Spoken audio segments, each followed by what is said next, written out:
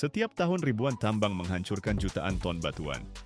Dragline terbesar sepanjang sejarah, Big Muskie, beratnya 13.500 ton. Itu kayak 10.000 mobil loh. Tapi yang penting bukan mesinnya, melainkan giginya. Komponen seberat 70 kg yang setiap hari menggigit granit. Gimana sih baja biasa bisa berubah jadi armor yang hampir nggak bisa ditembus? Hari ini kalian bakal lihat siklus lengkapnya. Dari logam cair sampai gigi yang tahan 50.000 kali benturan. Kalau kalian penasaran mau lihat gimana cara bikin taring para raksasa ini, subscribe channelnya ya. Di sini kita nunjukin pabrik-pabrik yang menggigit bumi.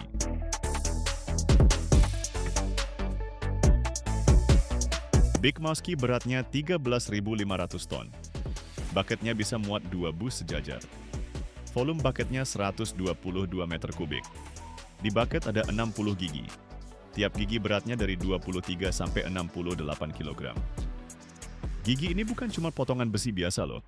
Ini karya engineering yang bisa ngebor granit tiap hari dan nggak aus-aus.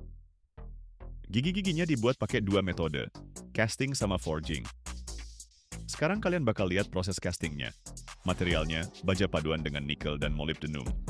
Molybdenum bikin proses pengerasan makin bagus. Nikel kasih kekerasan dan ketahanan terhadap korosi. Kandungan karbonnya dari 0,33 sampai 0,5%. Ini baja karbon tinggi banget, jadi keras abis setelah dikerasin.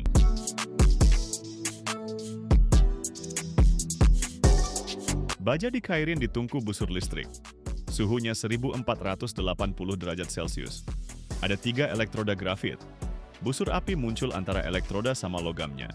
Dayanya 10 megawatt. Tungkunya muat 20 ton. Waktu peleburannya 2 jam. Bajanya dibersihkan dari kotoran, belerangnya dihilangin pakai kapur, fosfornya dioksidasi. Terus logamnya diaduk di deoksidator argon oksigen. Argon disemprotin dari bawah. Tekanannya 5 bar. Alirannya 300 liter per menit. Gelembung argon naik ke atas. Ngaduk leburannya. Ngeluarin gas ke permukaan. Kandungan hidrogennya turun dari 10 jadi 2 bagian per juta. Kandungan oksigennya dari 80 jadi 20. Kandungan gas yang rendah itu penting banget. Gelembung gas bakal jadi retakan nanti. Baja yang udah jadi dituang ke wadah. Wadahnya dilapisi bahan tahan api.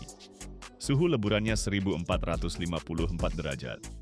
Wadahnya muat 900 kg. Itu cukup buat 20-30 gigi.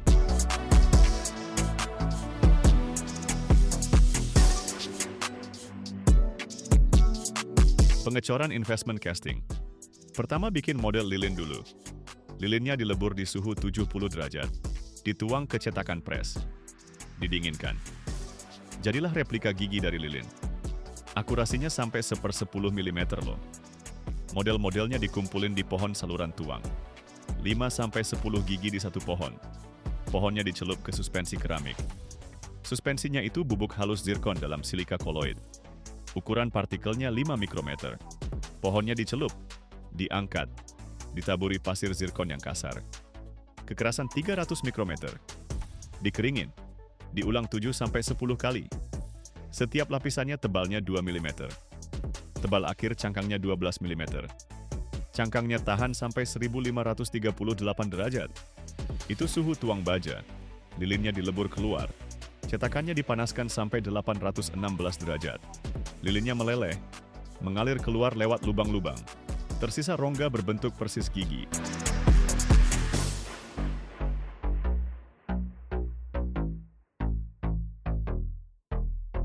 Proses pengecoran. Cetakannya dipanasin sampai 1000 derajat. Cetakan panas biar nggak kaget pas logamnya dituang. Wadah baja dibawa pakai derek. Suhu bajanya 1454 derajat. Bajanya menyala orange terang banget. Dituangnya cepet tapi hati-hati. Kecepatan tuangnya 2 kilo per detik. Gelembung udara bakal bikin komponen rusak. Logamnya ngisi cetakan dari bawah ke atas. Udaranya keluar lewat atas. Habis dituang, cetakannya nggak boleh disentuh. Pendinginannya pelan. 8-12 jam sampai suhu ruangan. Kalau dinginnya cepet, bakal retak. Kalau pelan, strukturnya bener. Pas udah dingin, cangkangnya dipecahin. Pakai mesin sandblast. Tekanannya 8 bar. Pasirnya pakai korundum. Ukuran butirnya 500 mikrometer. Keramiknya retak dan rontok. Di dalamnya, gigi cor abu-abu. Permukaannya kasar. Sisa keramik masih nempel di cekungannya. tapi bentuknya akurat banget. Selisihnya dari gambar teknik kurang dari 1 mm.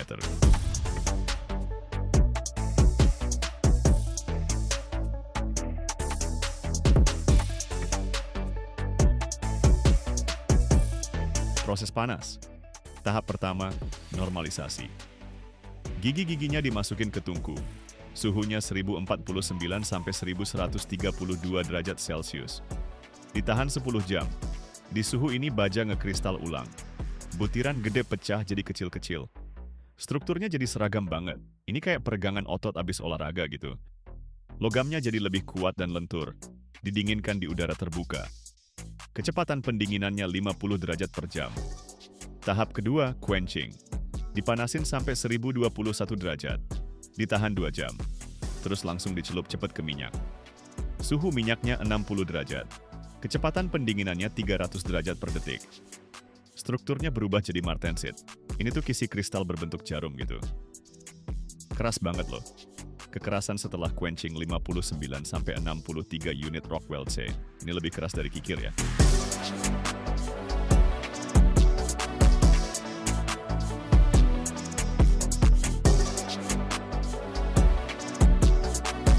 Tapi baja yang udah dikerasin itu rapuh banget kayak kaca. Sekali kena benturan langsung retak. Makanya ada tahap ketiga, tempering. Dipanasin sampai 260 derajat. Ditahan 4 jam. Ini buat ngilangin tekanan internal. Nambahin kelenturan. Kekerasannya turun jadi 48 sampai 52 unit. Keseimbangan yang sempurna. Cukup keras biar nggak cepet aus, cukup lentur biar nggak gampang patah. Beberapa produsen pakai pengerasan induksi. Giginya ditaruh di induktor. Frekuensi arus 400 kHz, daya 100 kW. Permukaannya panas dalam 3 detik sampai 1482 derajat. Kedalaman panasnya 1 sampai 2 mm. Langsung didinginkan pakai air. Tekanan 10 bar. Aliran 100 liter per menit. Permukaannya jadi keras, intinya tetap lembut. Kekerasan permukaan 58 sampai 63 unit. Kedalaman lapisan yang dikerasin 1,2 mm.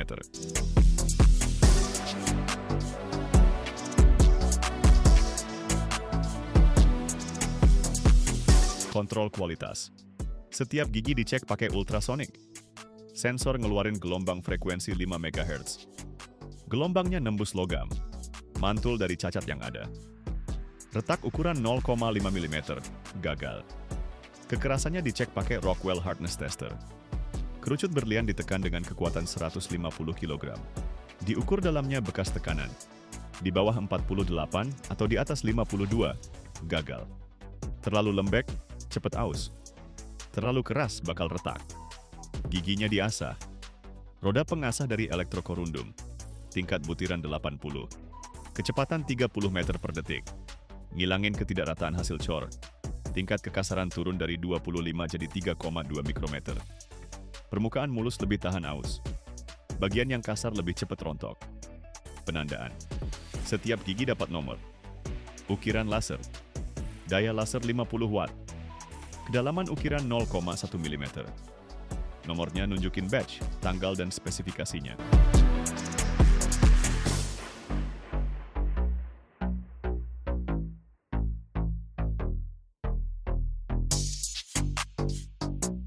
Testing. Gigi dari satu batch dikirim buat dihancurin. Palu hidrolik nabrak dengan kekuatan 454 kg. Pukulan tiap 2 detik. Mereka hitung siklus sampai rusak. Gigi yang bagus tahan 50.000 pukulan. Tes ketahanan aus. Gigi digosok pakai abrasif. Pasir kuarsa dengan butiran 500 mikrometer. Tekanan 5 bar. Waktu 100 jam. Ini setara sama 1000 jam kerja. Gigi terbaik kehilangan kurang dari 0,5% beratnya. Angka produksi. Dragline gede. Bucket 122 meter kubik. 60 gigi di bucket. Masing-masing beratnya 30-68 kg. Gigi diganti tiap 3-6 bulan. Satu dragline setahun ngabisin 80-120 gigi. Di dunia ada ratusan dragline yang beroperasi. Cuma di AS aja ada 50 mesin gede di tambang batubara. Mereka produksi puluhan ribu gigi tiap tahun. Harga satu gigi 900 sampai 2.700 euro. 60 gigi per bucket. 162.000 euro cuman buat komponen yang harus diganti. Ganti 2 kali setahun, makanya tiap gigi harus sempurna. Ekonomi industri pertambangan tergantung sama keandalan taring baja ini. Begini cara bikin gigi buat dragline. Dari baja cair sampai jadi komponen yang bisa ngegigitin granit. Kalau lo ngerasa ini menarik, kasih like. Tulis di komen, tambang apa aja yang pernah lo lihat. Subscribe, di sini kita tunjukin gimana cara bikin mesin-mesin raksasa. Bayangin deh, konstruksi bangunan itu nggak cuma harus kuat, tapi juga bisa super ringan, awet, dan ramah lingkungan sekaligus. Nah, revolusi kayak gini tuh udah nyata banget dengan munculnya besi fiberglass, material modern yang perlahan mulai ngegantiin besi baja konvensional di banyak negara. Yang paling giat produksinya? Cina, raksasa yang nguasain pangsa pasar dunia gede banget. Tapi sebenarnya apa sih material rahasia yang ngubah aturan main ini? Besi fiberglass itu 4-5 kali lebih ringan dari baja, nggak bakal karatan sama sekali, tahan di lingkungan ekstrim, dan bisa bertahan lebih dari 50 tahun. Cina memproduksi lebih dari 500 juta pon material ini tiap tahun, dan menguasai 60% ekspor dunia. Tapi kenapa negara-negara barat takut sama ketergantungan ini? Peran apa yang dimainkan besi fiberglass dalam strategi geopolitik Beijing? Dan gimana sih cara bikin material ini yang dimulai dari kaca cair dengan suhu 2700 derajat? Tonton sampai habis, lo bakal tahu tentang proyek-proyek di mana material ini udah ngubah masa depan konstruksi.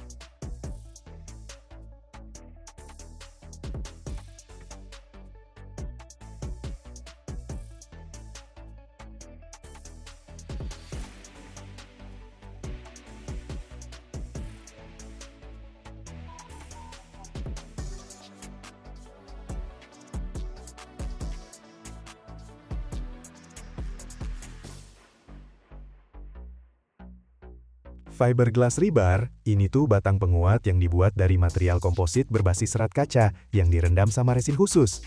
Beda banget sama besi beton biasa, ini 4-5 kali lebih ringan, nggak bakal karatan, anti korosi, dan tahan kondisi ekstrim, misalnya kena hujan asam, semprotan garam, atau kelembapan tinggi. Biar kebayang nih, besi beton standar beratnya hampir setengah kilo per meter panjangnya, tapi yang fiberglass cuma sekitar 120 gram buat ukuran yang sama. Artinya, lebih gampang dipakai, biaya angkut dan pemasangannya lebih murah, jadi konstruksinya bisa lebih cepat dan hemat. Nah, yang jadi pemain utama produksi fiberglass rebar di dunia itu China.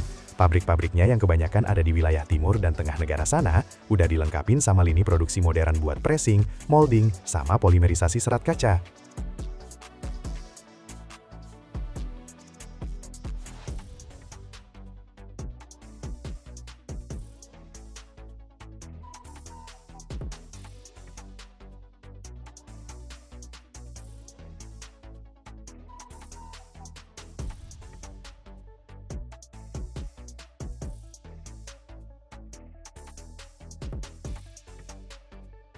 Perusahaan-perusahaan China memproduksi lebih dari 500 juta pon material ini setiap tahun, dan ekspornya mencapai sekitar 60% dari total volume dunia.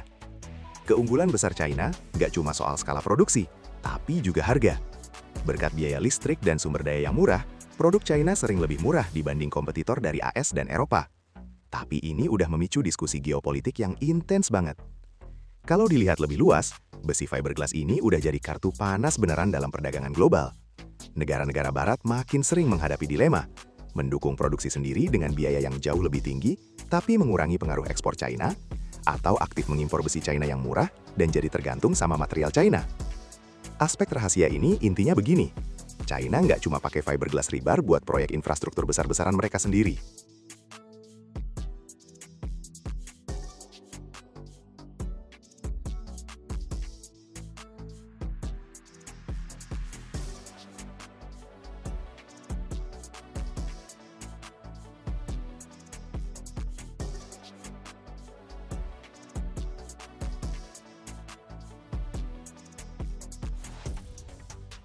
Berkat investasi strategis ke negara-negara Asia, Afrika, dan Amerika Latin, Beijing agresif banget nge-push material ini lewat korporasi konstruksi global mereka yang kerja di bawah inisiatif Belt and Road.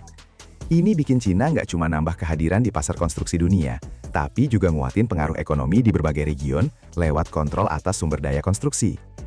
Tren pemakaian fiberglass rebar ini bukan sekadar soal hemat biaya atau material baru aja loh, ini soal ekologi dan keamanan. Fiberglass rebar cepet banget naik daun di AS, di mana makin banyak jembatan, jalan, dan rumah yang dibangun pakai komposit ringan. Beda sama logam, material ini nggak bakal berkarat, jadi infrastrukturnya jadi lebih reliable dan tahan lama. Menurut laporan dari American Association of Construction Materials, rata-rata biaya konstruksi pakai fiberglass rebar turun sampai 20%, sementara umur konstruksinya naik 2 kali lipat.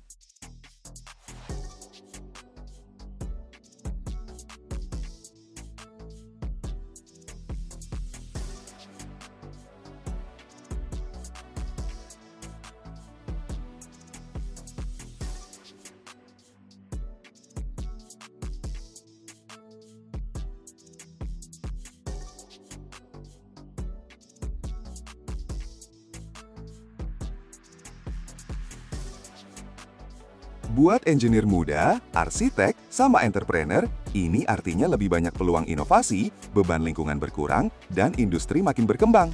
Bayangin aja loh, kamu lagi bangun jembatan atau gedung tinggi. Daripada pakai besi baja berat, kamu pakai batang fiberglass yang lebih tipis. Batangnya bisa lebih panjang, lebih ringan, dan gampang banget dipasangnya. Plus, nggak perlu khawatir beberapa tahun kemudian bakal karatan dan bikin betonnya rusak. Cina udah aktif banget pakai fiberglass rebar mereka di proyek konstruksi gede-gedean. Di area pusat kota Beijing, Shanghai, sama Guangzhou, mereka pasang jalan raya baru dan jembatan pakai material ini. Perusahaan Cina juga ngekspor rebar ini ke berbagai proyek di AS, Eropa, negara-negara Timur Tengah, jadi makin kuat kehadiran teknologi dan ekonomi mereka di dunia. Semuanya dimulai dari kaca, bahan baku buat bikin serat kaca. Kaca dibuat dari campuran pasir, batu kapur, sama soda.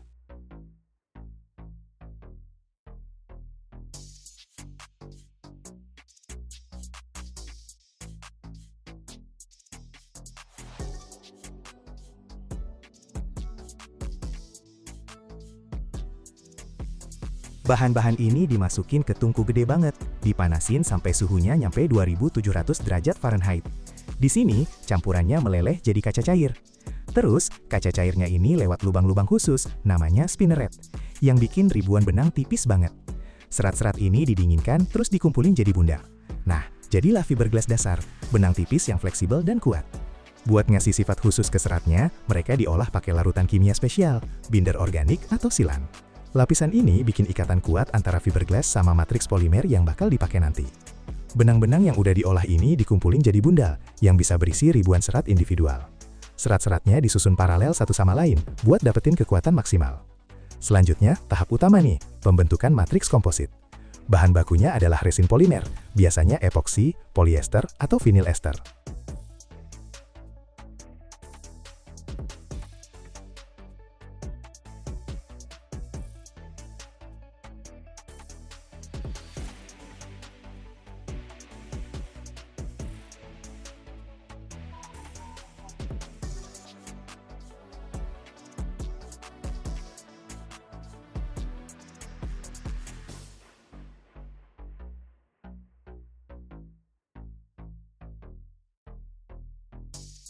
Materialnya punya kekuatan tinggi banget dan tahan lembab plus zat kimia.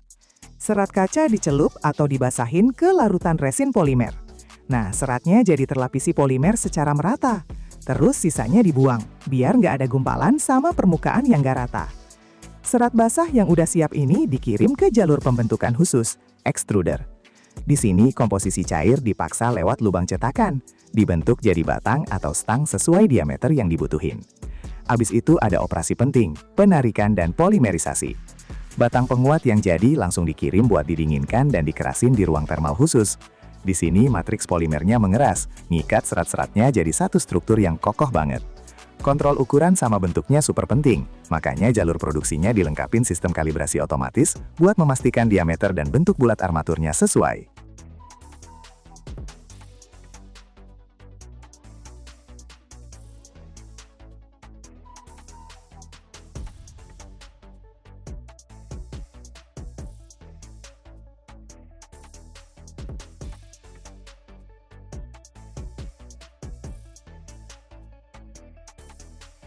Diameter standar fiberglass rebar bisa bervariasi dari 6 mm sampai 40 mm, tergantung dari bidang aplikasinya. Biar lebih nempel ke beton, rebarnya nggak dibiarkan mulus banget. Pas proses produksi, ada tahapan lewat roller pembentuk yang bikin permukaan jadi bergerigi, bertekstur gitu. Ini bikin fiberglass rebar makin efektif buat memperkuat struktur beton. Dia nempel kuat di masa beton, nggak bakal melorot waktu kena beban. Di ujung jalur produksi, pekerja atau sistem otomatis motong batang penguatnya jadi panjang standar, biasanya 6 meter atau 12 meter. Batangnya dikemas dalam ikatan yang gampang buat diangkut dan disimpan. Setiap batch produk diuji kekuatan, fleksibilitas, dan ketahanan korosinya. Produsen sering ngasih garansi masa pakai rebar lebih dari 50 tahun, yang beberapa kali lebih lama dari umur penguatan besi biasa.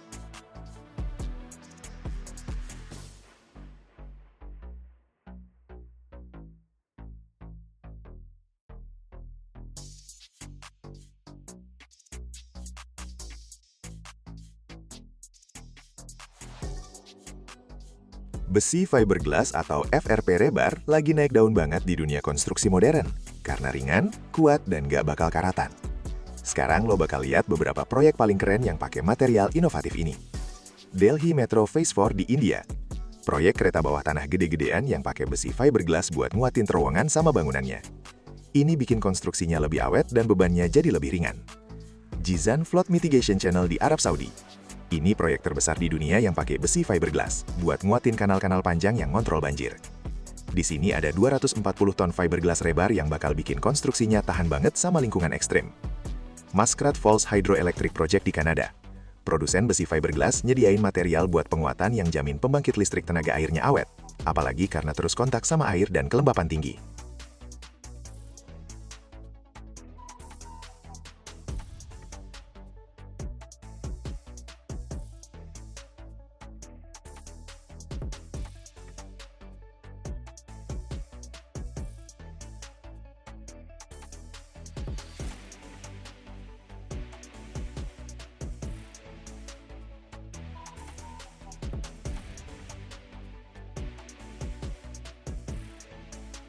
Sunshine Skyway Rest Area Seawall di Florida, AS. Bangunan laut yang pakai fiberglass rebar sebagai material andalan karena tahan banget sama korosi air asin.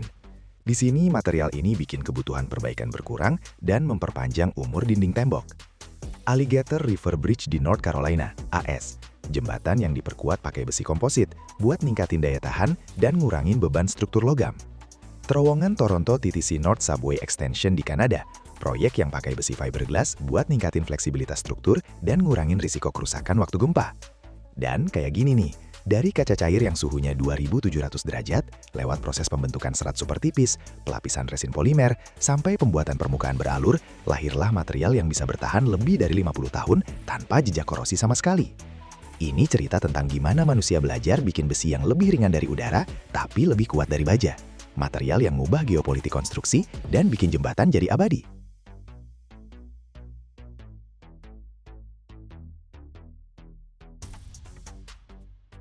Gimana kalau gue bilang, ada logam yang nggak bisa dihancurin sama api, tekanan, bahkan waktu sekalipun. Material yang kalau nggak ada, pesawat bakal mandek, lampu bakal mati, dan mesin roket luar angkasa bakal berhenti total. Dan yang bikin gila, logamnya langka banget sampai seluruh dunia rebutan tiap gramnya. Tungsten punya titik lebur tertinggi di antara semua logam di bumi. Gila-gilaan, 6.192 derajat Fahrenheit. Itu suhu yang bikin logam lain udah jadi uap duluan. Produksi tungsten dunia per tahun itu sekitar 85-100 ribu ton. Tapi yang bikin shock, sampai 40% tungsten yang dipakai di dunia itu datang dari daur ulang. Angkanya gede banget, nunjukin betapa berharganya nih logam. Total cadangan tungsten di dunia diperkiraan cuma sekitar 3-3,5 juta ton, jauh lebih dikit dibanding besi atau aluminium. Tapi yang penting nih, di akhir video ini lo bakal tahu rahasia tungsten yang disembunyiin industri dan hampir nggak ada yang cerita. Sesuatu yang bakal ngubah pandangan lo tentang logam yang nahan peradaban ini tetap jalan.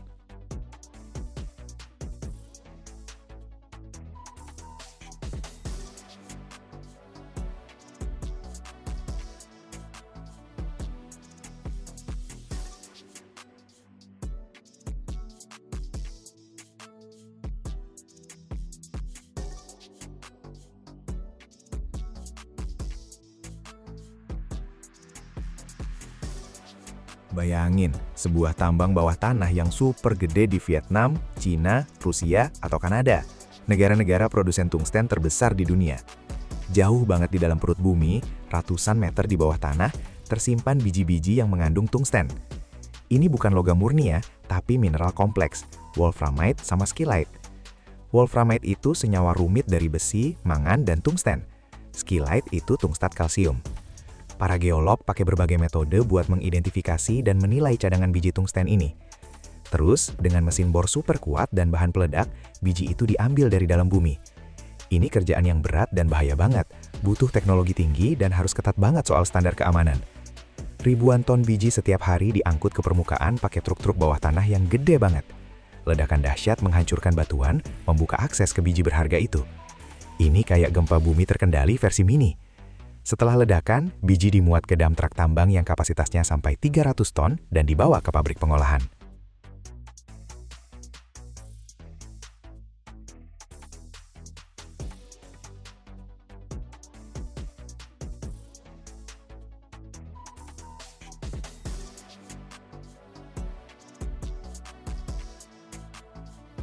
Setelah ditambang, biji langsung dibawa ke pabrik pengolahan. Di sini, biji bakal melewati beberapa tahap buat misahin wolfram atau skillite berharga dari batuan lainnya. Pertama, biji dihancurkan pakai crusher dan mesin penggiling sampai jadi bubuk halus banget. Crusher rahang raksasa dengan suara gemuruh yang bikin kuping budeg, ngehancurin bongkahan besar sebesar mobil jadi potongan seukuran kepalan tangan. Terus, biji yang udah dihaluskan masuk ke ball mill, drum raksasa yang berputar dan penuh sama bola-bola baja. Di dalam mill ini, biji digiling sampai jadi bubuk super halus, hampir kayak tepung. Habis itu, berbagai metode pengayaan dipakai, seperti pemisahan gravitasi, pemisahan magnetik, dan flotasi. Pemisahan gravitasi ngandelin perbedaan kepadatan. Mineral tungsten lebih berat dari batuan kosong. Pemisahan magnetik misahin partikel wolframite yang sedikit magnetik dari kotoran non-magnetik. Flotasi itu proses di mana bubuk biji yang udah dihaluskan dicampur sama air dan reagen kimia khusus di dalam tangki-tangki gede.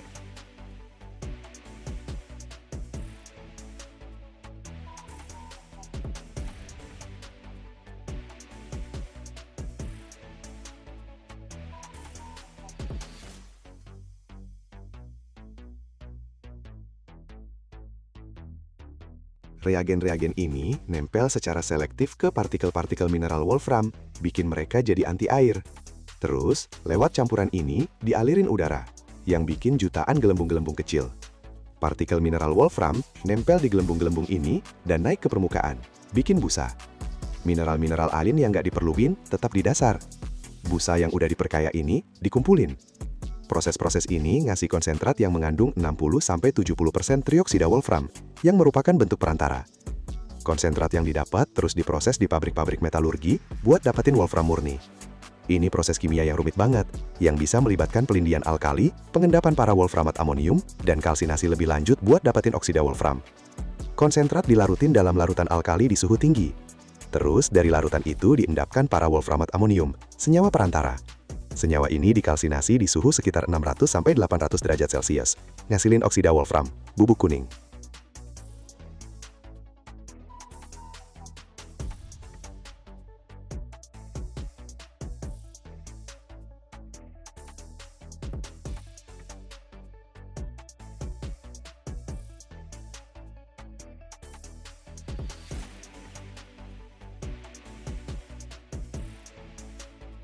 Oksida tungsten ini kemudian direduksi jadi tungsten metalik dengan cara dipanasin dalam atmosfer hidrogen pada suhu antara 1100 sampai 1800 derajat Fahrenheit. Di tungku-tungku khusus, oksida tungsten dipanasin dalam aliran hidrogen. Hidrogennya ngambil oksigen dari oksida tungsten, ngebebasin tungsten metalik murni.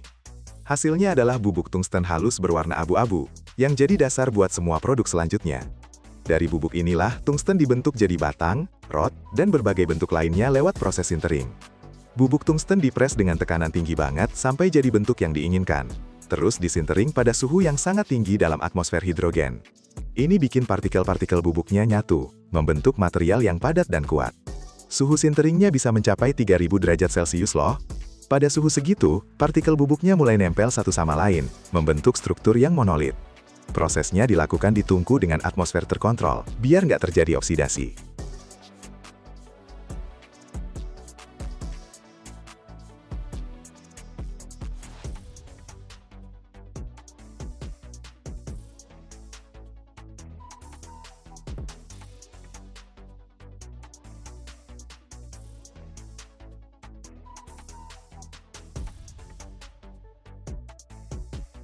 Salah satu penggunaan paling penting adalah pembuatan paduan keras yang dikenal sebagai karbida tungsten. Paduan ini, yang menggabungkan tungsten dengan karbon plus kobalt atau nikel sebagai bahan pengikat, adalah salah satu material buatan paling keras di dunia. Karbida tungsten dibuat dengan memanaskan bubuk tungsten bersama karbon pada suhu sekitar 1400 sampai 1600 derajat Celcius.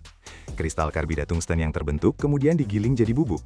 Bubuk ini dicampur dengan kobalt atau nikel sebagai pengikat, dicetak dalam bentuk tertentu, lalu dipanaskan hingga menyatu.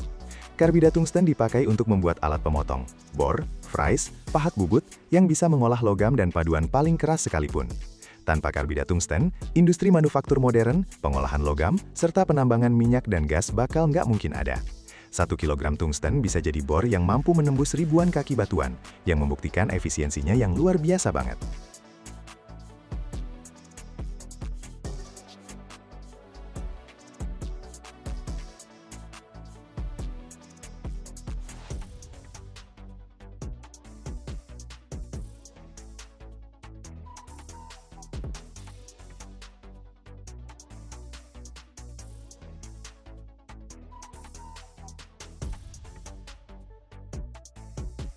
Wolfram juga banyak banget dipakai di industri militer, buat bikin peluru penusuk lapis baja dan inti peluru. Berkat kepadatan dan kekerasannya yang tinggi, paduan Wolfram punya kemampuan tembus yang luar biasa, sehingga sangat efektif banget melawan armor. Wolfram juga dipakai buat armor berat dan pemberat. Di bidang elektronik dan kelistrikan, Wolfram itu nggak tergantikan. Material ini digunakan buat produksi filamen lampu pijar, elektroda las, kontak listrik, dan komponen lain yang butuh ketahanan panas tinggi dan konduktivitas listrik. Karena titik leburnya yang super tinggi, Wolfram dipakai di industri luar angkasa buat komponen yang kena suhu ekstrim. Paduan suhu tinggi dengan Wolfram digunakan di mesin pesawat, turbin, dan perangkat lain yang beroperasi dalam kondisi panas ekstrim. Penambahan Wolfram sebagai paduan meningkatkan ketahanan panas logam lain. Di dunia medis, Wolfram dipakai dalam produksi tabung sinar X berkat nomor atomnya yang tinggi, yang efektif banget memblokir sinar X.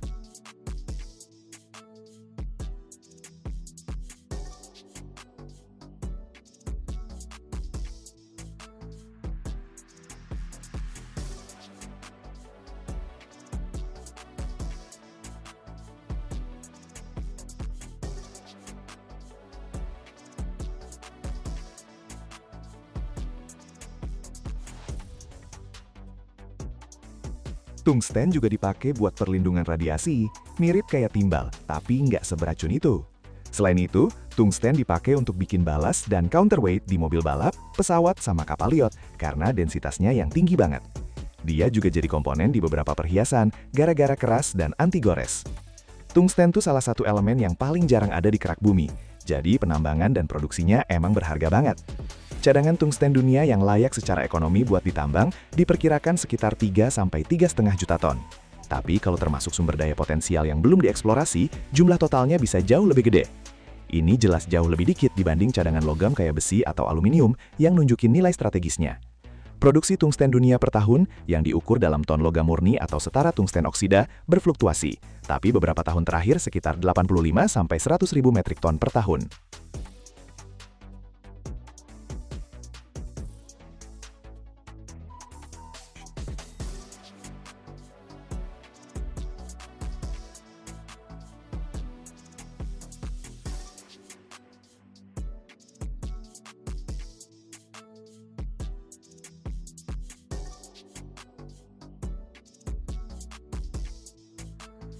Angka ini mencakup produksi primer dari biji dan juga daur ulang, yang makin penting banget nih.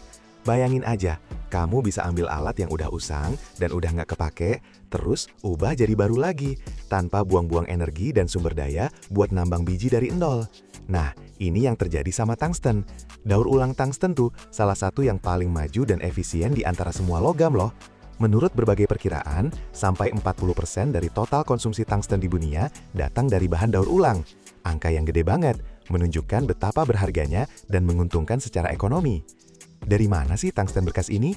Sumber utama bahan sekunder buat tungsten tentunya dari paduan keras bekas, kayak alat potong, mata bor, fries yang terbuat dari tungsten karbida itu.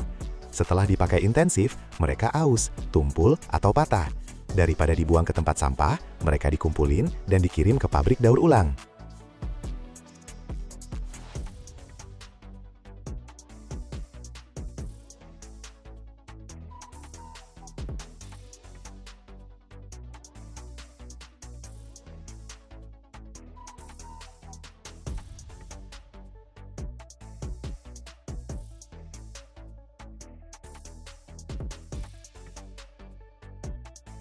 Sumber lainnya adalah besi tua yang mengandung tungsten, sisa-sisa dari produksi produk tungsten, plus beberapa kontak listrik dan kabel. Tungsten daur ulang jauh lebih murah produksinya dibanding logam primer, karena ngilangin tahap-tahap mahal dan boros energi, kayak penambangan biji dan pemrosesan awalnya. Daur ulang ini ngurangin jejak ekologis produksi tungsten secara signifikan banget. Prosesnya meminimalkan kebutuhan operasi pertambangan, ngurangin konsumsi energi, ngurangin limbah industri dan emisi gas rumah kaca. Ini bikin produksinya lebih hijau dan bertanggung jawab. Dan begitulah, setelah melewati perjalanan dari ledakan bawah tanah, digiling jadi bubuk, melalui flotasi dengan jutaan gelembung udara, melalui pelarutan kimia dan reduksi di atmosfer hidrogen pada suhu 1800 derajat, melalui sintering pada 3000 derajat, lahirlah logam dengan titik lebur tertinggi di bumi, yang mampu bertahan di 6192 derajat Fahrenheit, logam yang tanpa dia industri modern, penerbangan, antariksa, dan kedokteran nggak mungkin ada. Dan yang paling keren, hampir setengah dari logam ini terlahir kembali dari alat-alat lama, bikin tungsten jadi salah satu material strategis paling ramah lingkungan dalam peradaban kita.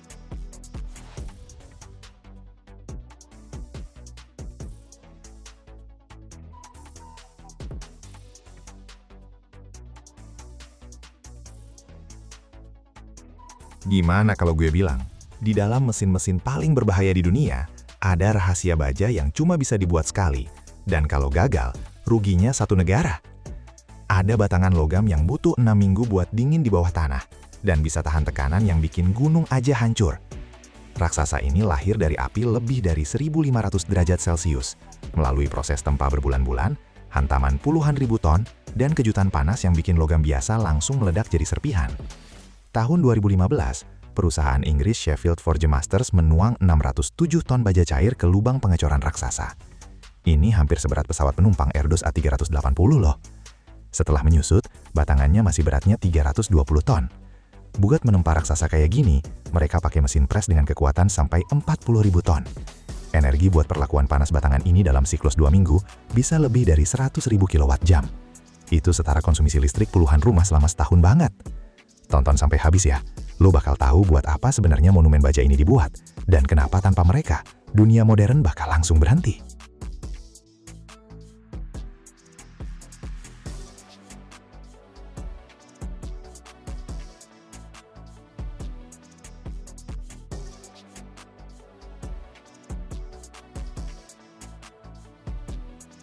Bayangin pabrik pengecoran besar-besaran di pabrik metalurgi. Semuanya dimulai dari sini. Buat dapetin batang baja yang solid, lo butuh baja cair berkualitas sempurna yang harus dituan ke cetakan dalam satu aliran terus-menerus. Ini tahap yang butuh koordinasi maksimal banget, soalnya kita ngomongin ribuan derajat suhu dan ratusan ton logam nih. Contoh keren dari kejadian engineering kayak gini adalah rekor penuangan yang dilakukan perusahaan Inggris Sheffield Forgemasters di tahun 2015. Para ahli metalurgi perusahaan ini berhasil banget nuang 607 ton baja cair ke lubang pengecoran raksasa. Buat gambarin volume segede ini, beratnya hampir sama kayak pesawat penumpang Airbus A380 loh. Proses penuangan ini super krusial. Baja nggak cuma harus dilebur, tapi juga dimurnikan sampai level yang sesuai dengan standar paling ketat dari klien, misalnya buat komponen reaktor. Artinya meminimalkan kotoran, gas, dan terak seminimal mungkin. Penuangan berkelanjutan ini menjamin gak bakal ada cacat berlapis atau batasan-batasan di struktur batang baja yang bisa nurunin kekuatan mekanisnya.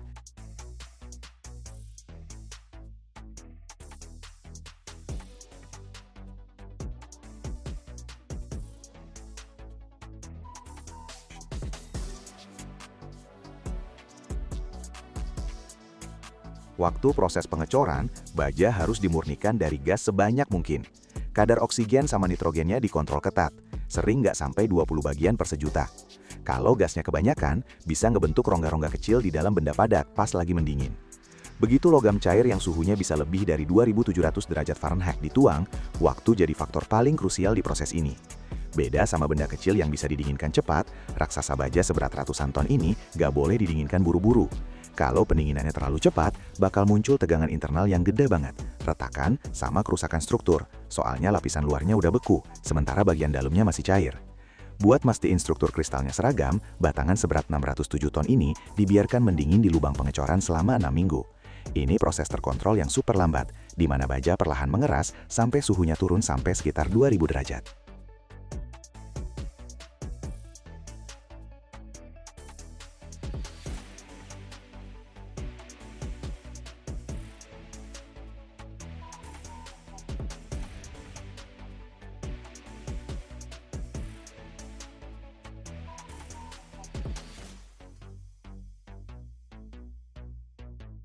Kristalisasi yang lambat banget ini bikin logamnya bisa ngehindarin perubahan fase yang nggak diinginkan dan jaminan kualitas makrostruktur yang tinggi yang jadi kunci kekuatan komponen nantinya. Baru setelah periode pembekuan yang lama ini selesai, monolit baja yang beratnya sekitar 320 ton setelah penyusutan dan pembuangan bagian atas yang cacat dikeluarin dari tanah dengan hati-hati. Ingot yang udah dikeluarin dari tanah, meskipun beratnya gede banget, belum jadi bahan siap pakai loh. Strukturnya masih kasar hasil cor dengan kristal-kristal yang gede. Buat ngubahnya jadi logam yang kuat, homogen dan mampu nahan beban ekstrim, perlu ditempa nih. Menempa ingot seberat 500 ton, butuh mesin pres hidrolik dengan daya kerja 10-20 ribu ton. Misalnya, buat tempa komponen reaktor yang paling gede, dipakai pres dengan kekuatan 40 ribu ton. Sebelum ditempa, ingotnya dipanasin lagi dengan hati-hati di tungku khusus. Proses ini bisa berlangsung bermingguan, buat jamin pemanasan yang merata di seluruh volume logam.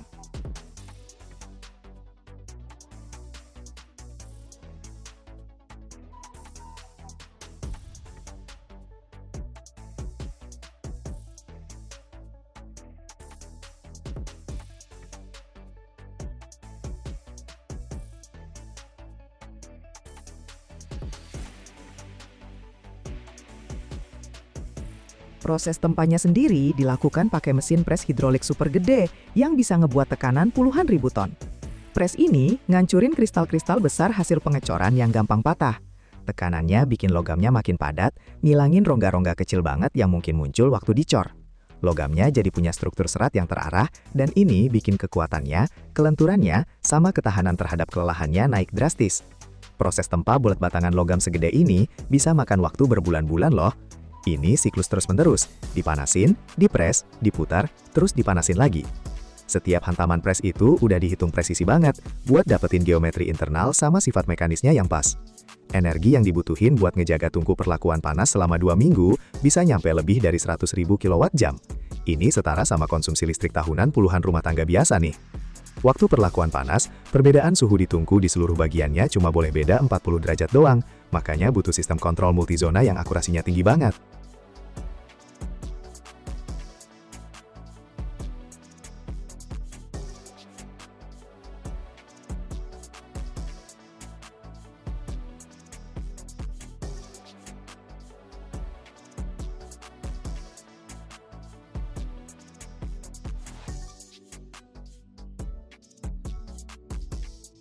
Setelah bentuk ingot udah jadi, saatnya masuk ke tahap heat treatment.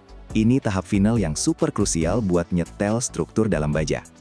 Monolit baja raksasa yang beratnya berapa ton ini, yang baru aja lewatin proses pengecoran dan penempaan berbulan-bulan, kayak raksasa kikuk yang karakternya belum terbentuk sempurna. Dia kuat sih, tapi struktur dalamnya masih kacau banget, dan penuh sama tekanan internal yang nggak kelihatan. Tahap pertama itu normalisasi, atau orang-orang bilang homogenisasi. Intinya gampang, kita kayak ngaduk struktur logamnya biar merata sempurna di seluruh bagian. Ini dilakuin supaya di setiap titik benda kerja, baik di permukaan maupun di bagian paling dalam, bajanya punya sifat yang sama. Ini kayak ngeratain suhu di oven biar kue matangnya sempurna. Terus terjadi momen paling dramatis, quenching, alias pengerasan. Benda kerjanya dipanasin sampai suhu super tinggi, sampai plastisitasnya maksimal banget. Abis itu, secara tiba-tiba, tapi tetap di bawah kontrol ketat, langsung didinginkan. Bisa pakai rendaman air atau oli.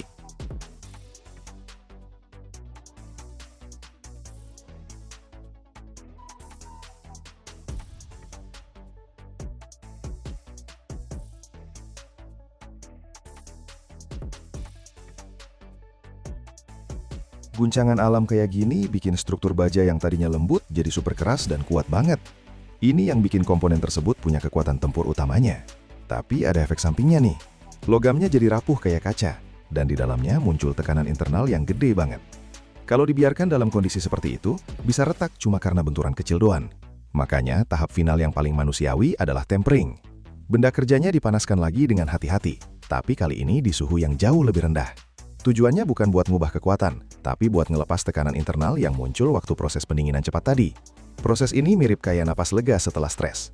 Ini naikin ketangguhan bajanya, bikin tahan terhadap benturan dan beban berat, sekaligus ngilangin kerapuhannya. Baru setelah sukses melewati siklus lengkap penempaan karakter selama 1,5 bulan ini, baja siap jadi bagian dari reaktor atau mesin pres raksasa. Tapi emang buat apa sih raksasa baja ini yang udah diinvestasiin banyak waktu dan sumber daya? Mereka jadi komponen krusial di industri-industri yang harga kesalahannya nggak bisa ditolerir sama sekali.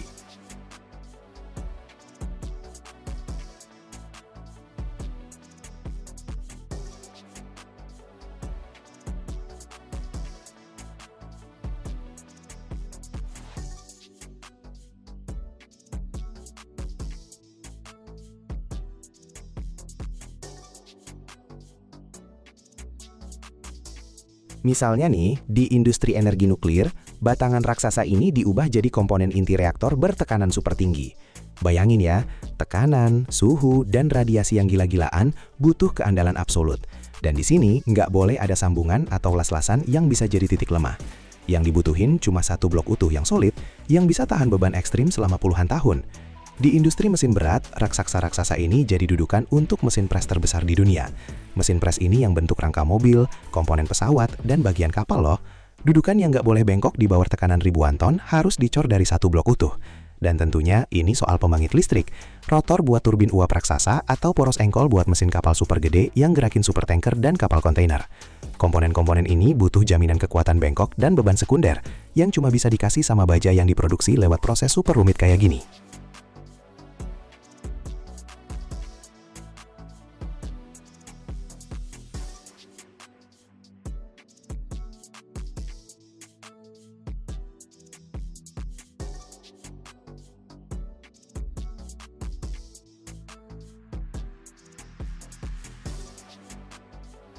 Dan beginilah prosesnya.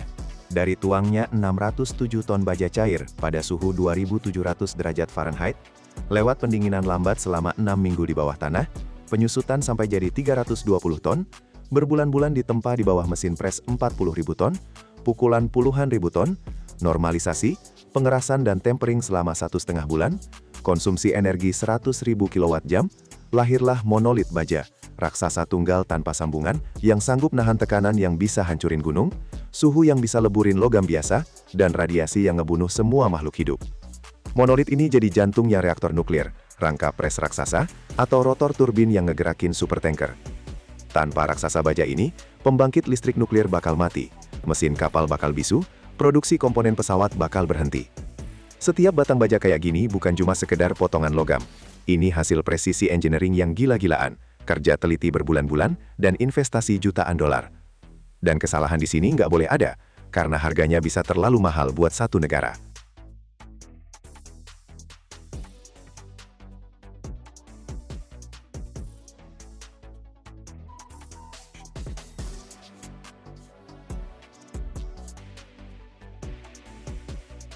Gimana kalau gue bilang, setiap detik di Amerika Serikat itu ngehasilin 220 barel bensin. Dalam sehari aja, kilang minyak Amerika ngubah 17 juta barel minyak mentah, jadi bahan bakar yang gerakin seluruh dunia. Dan di dalam satu menara fraksinasi setinggi gedung 20 lantai, terjadi keajaiban yang misahin minyak hitam lengket. Jadi puluhan produk berbeda dengan suhu 400 sampai 700 derajat Celcius. Amerika Serikat itu produsen produk minyak terbesar di dunia dengan kapasitas 18,4 juta barel per hari. 135 kilang minyak beroperasi di 30 negara bagian, ngolah 21,7 juta barel minyak setiap hari. Di tahun 2014, Amerika jadi eksportir produk minyak terbesar di dunia, ngekspor 3,8 juta barel per hari. Tapi yang bikin shock nih, catalytic cracking pada suhu 535 derajat Celcius dalam 2-4 detik ngubah minyak berat jadi bensin. Tonton sampai habis, lo bakal tahu rahasia yang bahkan nggak diketahuin sama orang-orang yang ngisi bensin mobil mereka setiap hari.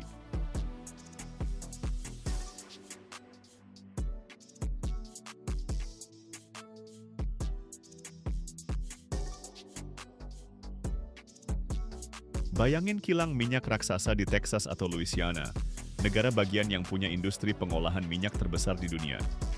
Pipa-pipa gede banget, menara setinggi gedung pencakar langit, api menyala 24/7 non-stop. Semuanya dimulai dari minyak mentah, cairan hitam, kental, lengket yang sebenarnya nggak berguna sama sekali kalau masih mentah. Minyak mentah ini datang ke kilang lewat pipa, kapal tanker, atau kereta tangki.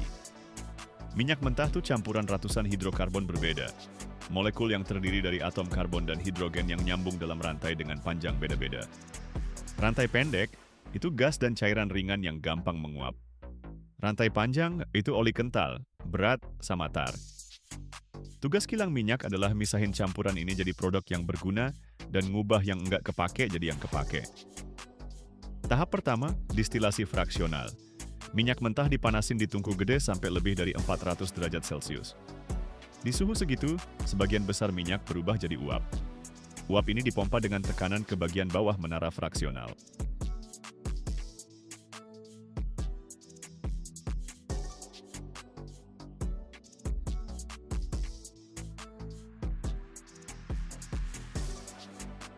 Kolom fraksinasi itu menara vertikal yang tingginya bisa sampai 50 meter, dan di dalamnya ada puluhan tray horizontal yang berlubang-lubang. Uap naik ke atas melalui kolom ini, melewati tray-tray tersebut. Semakin naik, uapnya makin dingin. Di bagian bawah kolom suhunya sekitar 370 derajat Celcius, sementara di atas cuma sekitar 150 derajat. Nah, hidrokarbon yang beda-beda ini mengembun di suhu yang beda-beda juga.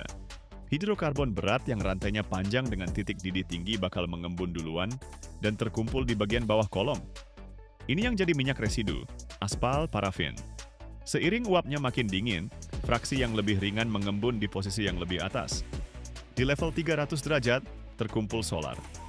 Di level 200 derajat ada kerosin yang dipakai buat bahan bakar pesawat. Terus di level 150 derajat, ada bensin sama nafta ringan. Nah, gas-gas paling ringan kayak propana, butana, etana, nggak bakal mengembun sama sekali dan keluar dari bagian atas kolom dalam bentuk gas. Setiap fraksi diambil di levelnya masing-masing lewat pipa khusus. Inilah yang namanya distilasi fraksional. Pemisahan minyak mentah jadi fraksi-fraksi berdasarkan titik didihnya.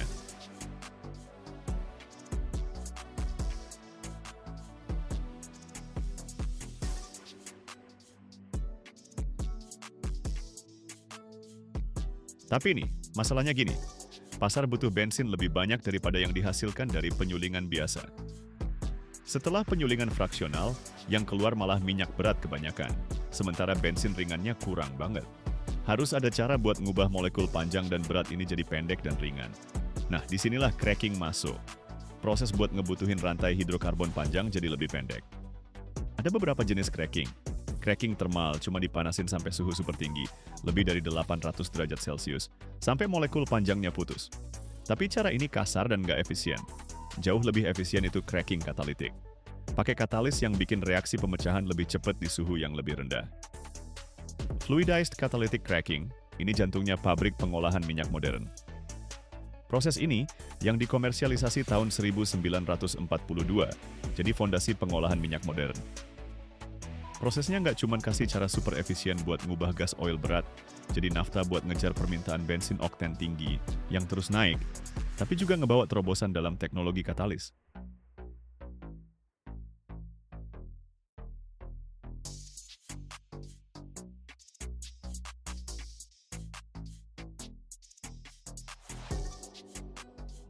Gas oil berat, fraksi minyak bumi dengan titik didih awal 340 derajat Celcius atau lebih tinggi.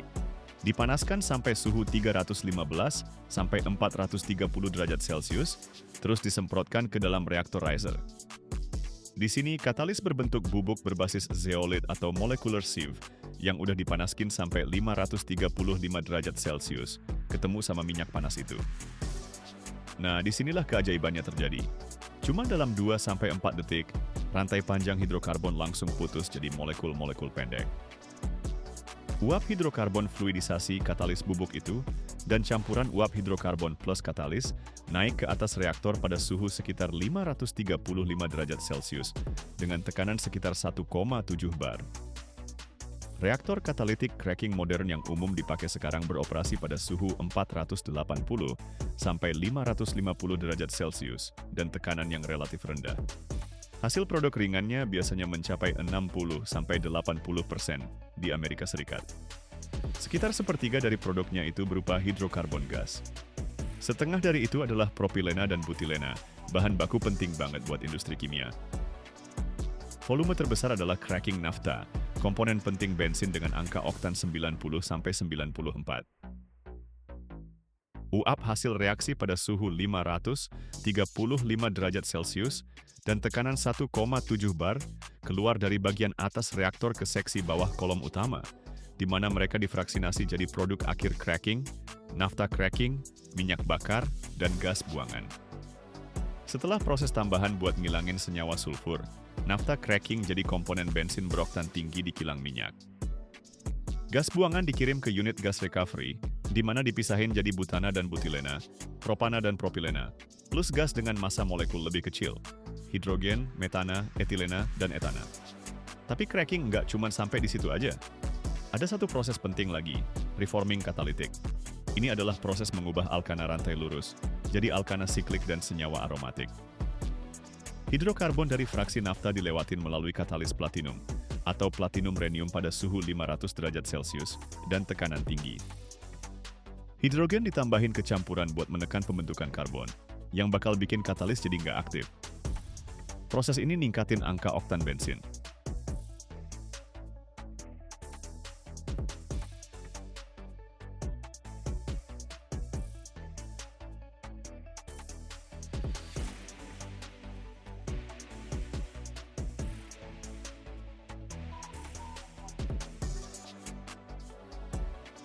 Setelah semua proses ini dihasilkan banyak banget fraksi dan komponen yang berbeda-beda. Tapi bensin yang kita tuang ke tangki mobil itu bukan cuma satu fraksi aja loh, melainkan campuran yang udah dipilih dengan teliti dari beberapa komponen.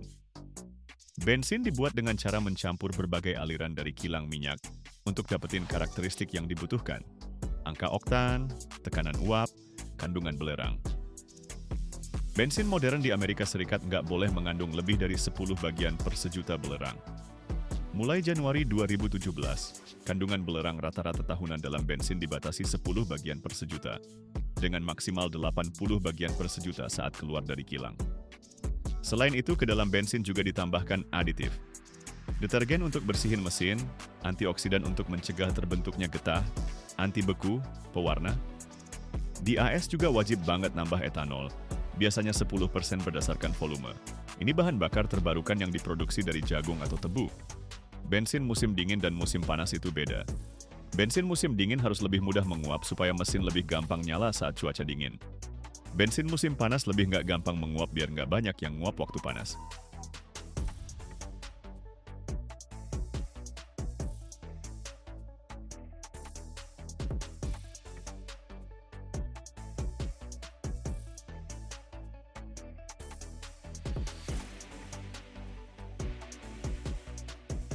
Sekarang kita bahas sedikit sejarahnya nih. Jadi pengolah minyak Amerika pertama yang tercatat tuh Samuel Kier dari Pittsburgh, yang di tahun 1850-an bikin minyak penerangan buat lampu-lampu penambang. Industri pengolahan minyak Amerika sebenarnya banyak berkembang dari pengolahan shale oil gitu.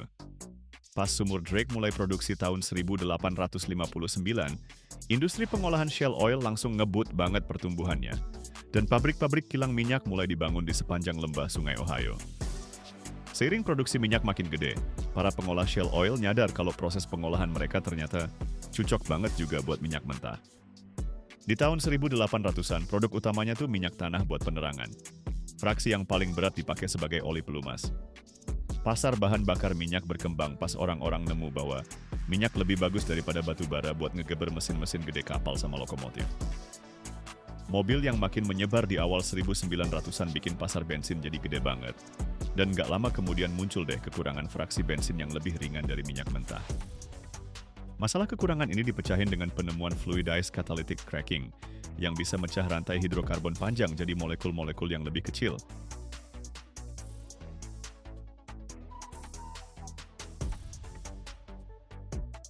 Kilang minyak besar terbaru yang dibangun di AS itu selesai tahun 1976, di Garyville, Louisiana. Sejak saat itu, meskipun beberapa kilang yang udah ada diperluas, pembangunan kilang baru ngadepin hambatan besar banget dalam regulasi lingkungan, perizinan, dan oposisi politik lokal. Sekarang, AS itu kekuatan besar dalam industri kilang minyak. Kapasitasnya 18,4 juta barel per hari. 135 kilang aktif di 30 negara bagian. Tingkat utilisasi kapasitas sekitar 95%.